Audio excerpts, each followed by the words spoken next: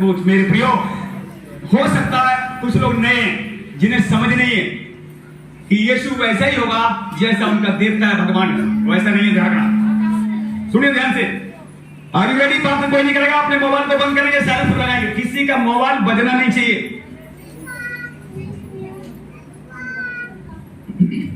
किसी का मोबाइल ना बजे।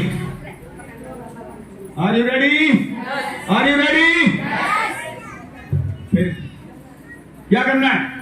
हे मेरी बहन, हे मेरे भाई, ये वचन जो आज तुझे सुनने के लिए दिया जा रहा है, चित्त लगा के सुन, इसको भूलना मत। बड़ी आशीष, बड़ी गवाही के साथ तू वापस आएगी। आमीन। आइए हम वचन चलेंगे।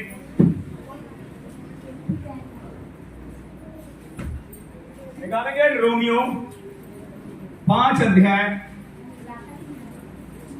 कोई बात न करे, बाइबल निकालें। जिनके पास बाइबल है मोबाइल में निकालें, पर बाइबल आपके पास होना बहुत जरूरी है। जब आप कलीसिया में आते हैं, बाइबल आपके पास है तो लेकर आए, क्योंकि आप आत्मा में आपकी उन्नति होगी।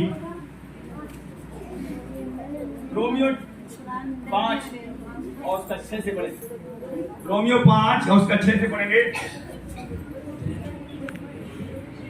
क्योंकि जब हम निर्बल ही थे तो मसीह ठीक समय पर भक्तिहीनों के लिए मरा। किसी धर्मी जन के लिए कोई मरे, यह तो दुर्बल है, परंतु हो सकता है कि किसी भले मनुष्य के लिए कोई मरने का भी साहस करे। परंतु परमेश्वर हम पर अपने प्रेम की भलाई इस रीति से प्रकट करता है कि जब हम पापी ही थे तभी मसीह हमारे लिए मरा। देखिए वचन क्या कह रहा है आप लोगों से। यीशु मसीह प्रभु को 2000 साल बीत चुके और ये 23वां साल की जाने वाला है। 2000 साल और 23वां साल चल रहा है। यीशु मसीह के नाम से यीशु बनी, आपको बहुतों को पता है। जिनको पता नहीं है वो आज ये बात को अच्छी तरह जान ले, यीशु मसीह के नाम से यीशु भी चल रही है। Are you ready? जब आप और हम, जिसको प्रभु में 10 साल हो गए, किसी को 5 साल हो गए, मुझे तो 18 साल हो चुके, जब हम मरने वाले थे, सुनिए, जब हम कमजोर थे, जब हमारे पास मकान 3-4 भी थे लेकिन सब बिक रहे थे, कुछ काम हो रहा, पाप में लिप्त थे, पाप कर रहे थे, प्रभु को जानते ही नहीं थे, फिर भी अपने अपने भगवान के पीछे चल रहे थे। कहां थे वो भगवान जिन्होंने मुझे पाप से नहीं बचा पाया? है जवाब आपके पास? आज कैसे जीवन बदला खुदा ने? और आज यीशु सच्चा नहीं होता तो पहले वाले पाप आज भी कर रहे होते। ये सुनो, यह है पहचान आपके लाइफ में, हमारे लाइफ में। यह है पहचान, यीशु है तो है, और जहां यीशु नहीं है वहां व्यक्ति पाप करते करते मर जाएगा, पर पाप कभी छोड़ नहीं सकता। एक छोटा सा नशा भी नहीं छोड़ पाएगा। और बोलो, अपने अपने बच्चों को साथ रखें। कोई भी व्यक्ति बुरा नहीं है, ऐसा कलाम कहता है, ऐसा वचन कह रहा है। लेकिन स्वर्ग से जो शैतान गिराए गए, मैंने आपको कई बार बताया, स्वर्ग से मैन एक स्वर्गदूत गिराया गया जिसका नाम इब्लीस था।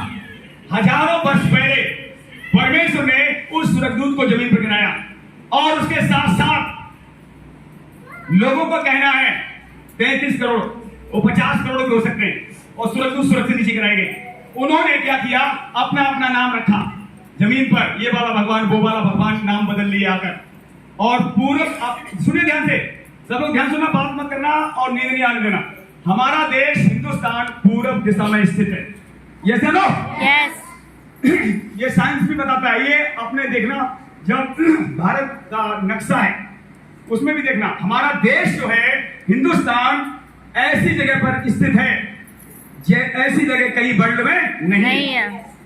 यहाँ हर एक तो मौसम है, हर एक फल फ्रूट है, हर एक खाने पीने की सब्जियां, और देशों में नहीं पर्या है तो है। शैतान ने क्या किया? पूरी दुनिया को देखा, कौन सी जगह अच्छी है, उसने डेरा डाला हिमालय पर्वत पर। और उसका नाम बहुत तेरे जानते हैं, पर हम नाम नहीं लूंगा, अपने आप समझना। वो अपने आप को सीधा समझता है, सीधा बनता है, पर उससे ज्यादा वो टेढ़ा है। कौन? शैतान। और उसको आज लोग भगवान मान रहे हैं। सुनिए ध्यान से, इसीलिए वहां सुधार नहीं है। हम भी बहुतों को मानते थे, पर कुछ होता नहीं था। मेरी मिसेज में भी इसको कोई थप्पड़ मारता था, सुनिए ध्यान से, पर पता नहीं कौन मारता था। मुझे तो इतनी बीमारी दी गई कि मैं मरने वाला था। 1 महीना अगर यीशु मुझे नहीं मिलता मेरे घर में, तो सबसे पहले मैं मरता। उसके बाद बाकी शैतान हमारे घर को खा रहा था। देखिए, जब वचन पढ़ा तब पता लगा, लिखा हुआ यूहन्ना 10:10 में, चोर चोरी करने, घात करने, हत्या करने आता है, और यीशु ने कहा मैं जीवन देने आया हूं, वो भी बहुत आएगा, जो कभी खत्म। वो बातें अब पता लग रही है कि हम गलत जगह फंसे हुए थे। वो भगवान नहीं थे, वो गॉड नहीं थे, वो स्वर्ग से गिराए हुए स्वर्गदूत थे। और परमेश्वर ने उन्हें क्यों गिराया? क्योंकि स्वर्ग में परमेश्वर का कहना उन्होंने नहीं माना, इसलिए जमीन पर उन्हें गिराया गया और उन्हें शैतान घोषित परमेश्वर ने कर दिया। उसका नाम था इब्लीस। उसके नाम जमीन पर कहीं है, उसके जगह जगह मंदिर बने हुए और उनको लोग भगवान मानते हैं, कह रहे इससे बड़ा कोई भगवान नहीं है। लेकिन आपको सच बताऊं, बाइबल बताती है उससे बड़ा कोई शैतान नहीं है। लेकिन वो शैतान भी तुम्हारे पैरों के नीचे जब आता है, जब यीशु तुम्हारे अंदर आ जाता है। बोल इस मसीह की। जब यीशु तुझके अंदर आएगा, हर एक शैतान के काम, बुराइयां, पाप, श्राप, बीमारियां सब तुम्हारे पैरों के नीचे एक दिन दिखाएंगे। बच्चे रोमियो में ही देखते हैं, एक क्वेश्चन और ध्यान से देखिए, निकालेंगे और आगे आए लास्ट में रोमियो 16 आखिरी अध्याय और उसका 20 आयत 1 पढ़ेंगे। सब लोग ध्यान से देखेंगे यहाँ प्रभु क्या कह रहा है, शैतान के विषय में प्रभु क्या कह रहा है। हर एक को पता लग जाएगा आज शैतान के विषय में आपसे परमेश्वर क्या बातें कर रहा है। पढ़ो।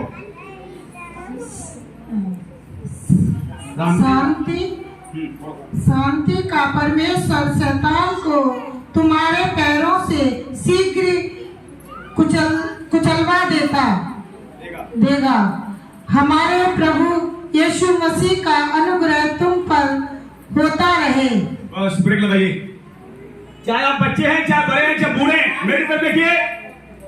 Are you ready? Are you happy? पीछे नहीं, आगे देखो, बात मत करिए कोई भी। पता जितने लोग वचन को अच्छी तरह सुनेंगे, मेरी तरफ देखिए, पता मेरे मुंह से क्या निकल रहा है? स्वयं परमेश्वर निकल रहे हैं। और जो ये ध्यान सुनेगा, चित्त लगा के सुनेगा, ये आवाज, ये वचन जिसके अंदर जाएगी, जीवन बदल, नशा छूट, बीमारी चली, गरीबी चली, हर एक पाप नष्ट हो। ये ध्यान से सुनो। आप क्या सुन रहे हो उन 3 दिनों में? पता ये जो प्रभु ने खड़ा किया जिस लीडर को, अपने आप से मेरी क्या बात, मुझे क्या पता था? मैं तो 18 साल पहले मरने वाला था, सच बता रहा हूं।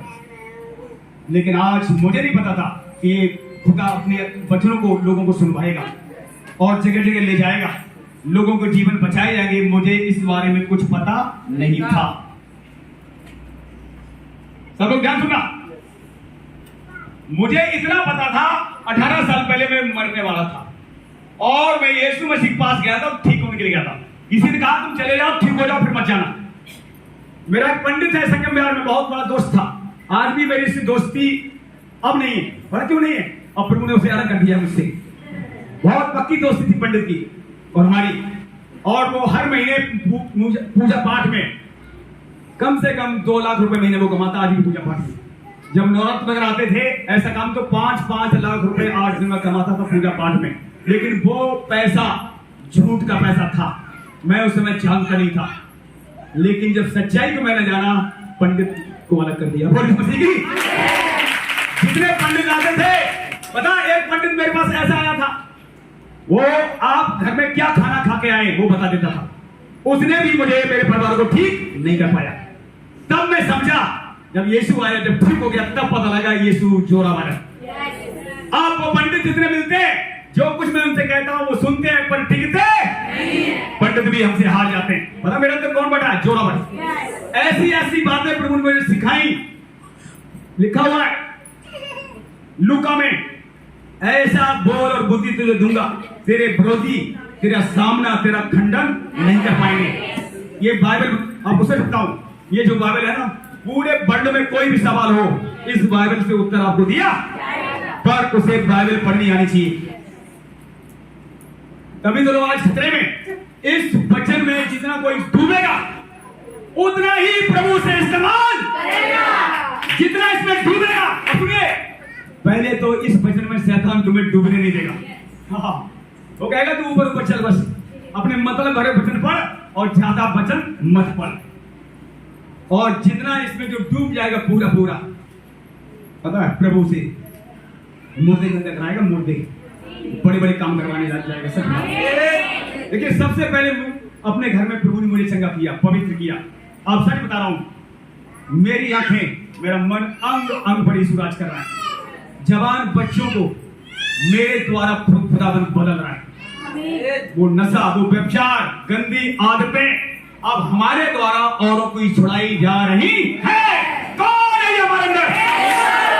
वही यीशु जो हमारे अंदर बढ़ रहा है, वही आपके अंदर भी बढ़ना चाहता है। अब सवाल यह है, क्या उसे बढ़ने दे रहे हैं? अब यीशु मसीह बढ़ेगा कैसे? बिना वचन सुन के बढ़ सकता नहीं है, बिना गीत गा के बढ़ सकता नहीं है, बिना प्रार्थना करके बढ़ सकता नहीं है। आपको घर में प्रार्थना करनी पड़ेगी, वचन बाइबल पढ़नी पड़ेगी, कलीसिया में आना पड़ेगा। ऐसा जो कोई करेगा निश्चय ही प्रभु की निगाह में एक दिन सबसे बड़ा धनी बन जाएगा।